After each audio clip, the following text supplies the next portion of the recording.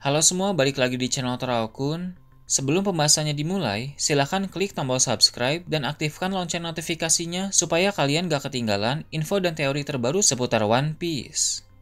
Buat kalian yang mau informasi tambahan soal SBS atau databook, kalian bisa follow Instagram Toraokun. Di sana admin akan memposting soal SBS, databook, dan berbagai teori singkat. Sekarang lanjut ke pembahasan.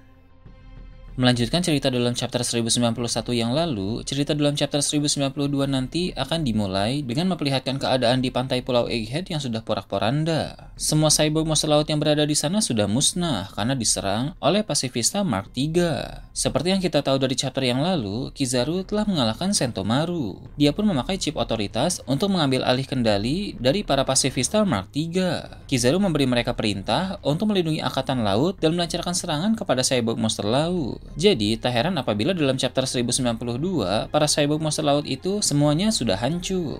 Usai pertempuran di pantai berakhir, 8 dari 9 Vice Admiral di sana pun memasuki bagian Pulau Egghead. Mereka ditemani oleh pasifista Mark III menuju ke Labo Pass. Namun, ketika mereka tiba di sana, para Vice Admiral dan pasukan itu hanya bisa mengepung Labo Pass dari luar, sebab tidak ada yang bisa masuk. Frontier Dome masih aktif di sana, sehingga siapapun yang mencoba masuk akan terkena laser. Kizaru dalam chapter sebelumnya bisa masuk dengan mudah karena dia bisa berubah menjadi cahaya. Sedangkan para Vice Admiral tentu tidak punya kemampuan semacam itu, sehingga mereka hanya bisa menunggu di luar. Vegapunk dan yang lain bisa melihat pengepungan Labo Pass melalui kamera pengawas. Setelah itu akan diperlihatkan dua pertarungan yang sedang terjadi.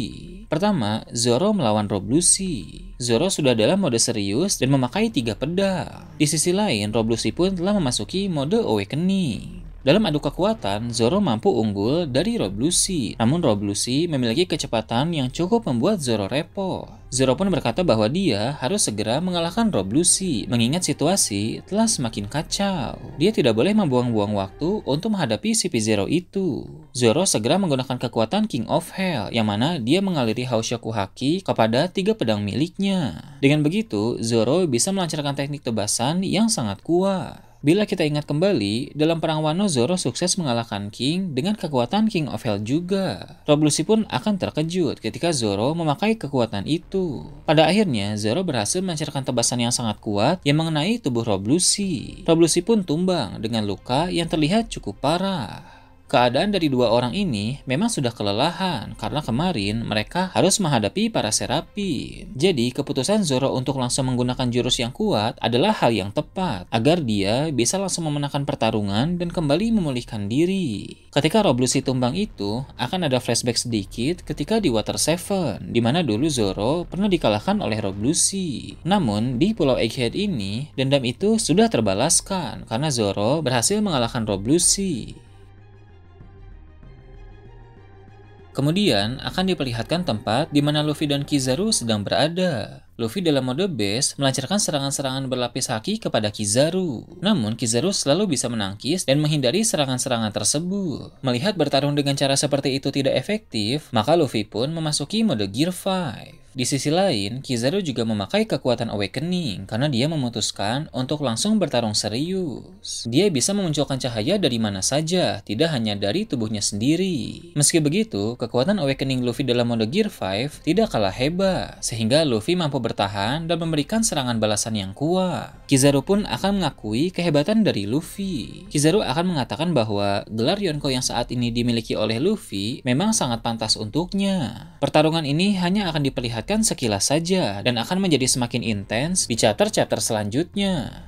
Setelah itu, Gorosei Saturn yang masih berada di kapal akan diperlihatkan. Dia dikawal oleh Vice Admiral Doberman karena Doberman tidak ikut memasuki pulau bersama 8 Vice Admiral yang lain. Ada banyak pula pasukan angkatan laut yang masih bersiaga di kapal sebab mereka memang harus berbagi tugas. Ada yang masuk ke dalam pulau dan ada yang tetap tinggal di kapal. Gorosei Saturn sedang berbincang dengan para Gorosei lain di Marijois menggunakan Denden Mushi. Dalam percakapan itu, Saturn berkata bahwa rencananya Sepertinya dia akan masuk ke Pulau Egghead setelah Kizaru mengalahkan bajak laut topi jerami. Namun, Gorosei lain menanggapi dengan bilang bahwa Saturn tidak boleh mengabaikan kemungkinan terburuk. Kizaru memang kuat, tapi Luffy telah berkali-kali melakukan hal yang tidak terduga. Dengan begitu, kemungkinan terburuknya adalah Kizaru yang nanti akan kalah. Para Gorosei di Marijois berkata bahwa sekarang ini mereka tidak bisa meminta Akainu mengirim admiral tambahan ke Pulau Egghead. Sebab belum lama ini ada pergerakan yang agresif dari 3 Yonko lain. Belum akan dijelaskan pergerakan agresif apa saja yang dilakukan oleh 3 kelompok tersebut. Tapi yang jelas keadaan sekarang sedang sangat panas. Maka dari itu, admiral yang lain harus tetap bersiaga. Memang Angkatan Laut tidak akan sembarangan bertempur melawan para Yonko itu. Namun jika keadaan semakin tidak terkendali, maka mau tidak mau Angkatan Laut harus mengambil tindakan.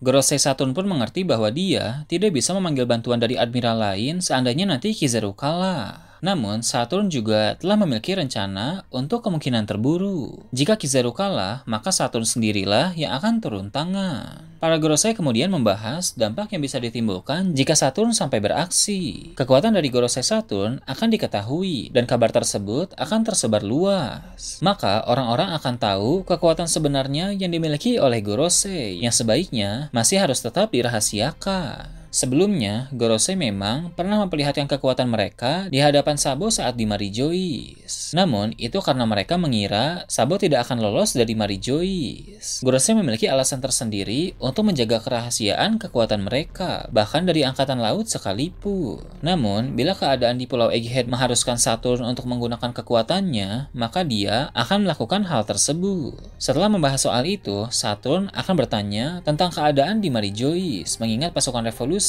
telah menghancurkan kapal-kapal supply yang menuju ke sana. Para Gorosei lain pun akan berkata bahwa Garling Vigarland akan mengurus masalah tersebut. Dia telah memerintahkan para kesatria suci untuk memulai pergerakan.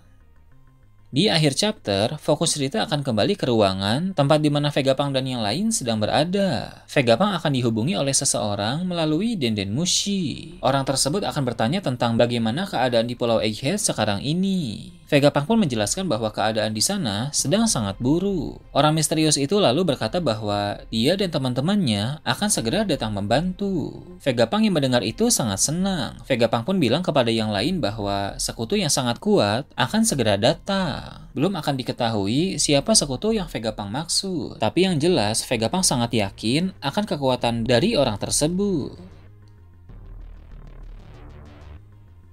Nah itu tadi prediksi chapter 1092 dan kedepannya. Gimana menurut kalian? Silahkan tulis di kolom komentar di bawah. Oke, segitu aja untuk pembahasan kali ini. Jangan lupa like, share, dan subscribe untuk video menarik selanjutnya. Gue Toraukun, Shambles.